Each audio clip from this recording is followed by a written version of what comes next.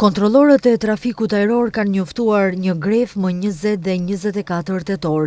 Arsyet për këtë, siç thot Aleksandar Artasevski nga sindikata, janë një sër premtimesh të paplotësuara, veçanërisht zbatimi i një analize të re funksionale që duhet të tregojë se çfarë saktësisht nevojitet në navigimin e sistemeve, si dhe çfarë punësimi nevojitet, ndryshe nga partia, thot ai, se është i nevojshëm personel cilësor.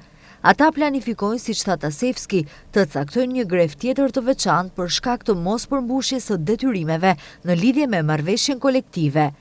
Ne kërkojmë kontrollor të trafikut ajror dhe inxhinier, po fillojmë një gref më 20 tetor, në mënyrë që drejtorët të mos guxojnë të abuzojnë këtë moment për shkak të pakujdesisë së tyre, mungesës së dëshirës për të bërë diçka dhe do të thoja pamundësisë për të bërë diçka, t'ia atribuojnë qëllimeve partijake, edhe pse këto kërkesa janë nga koha e partisë së mëparshme në pushtet.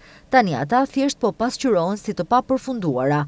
Aleksandar Artasevski nga sindikata e MNAF, kryetari i bordit të drejtorëve dhe drejtori ekzekutiv i sektorit të navigacionit ajror, Vladimir Ristevski, thot se gjithçka që është kërkuar është të përmbushur dhe gjërat po ecin sipas kërkesave të sindikatës. Ai akuzon Artasevskin për një prapavi politike në veprimet e tij, i cili, siç theksoi, e përdor sindikatën për interesa politike.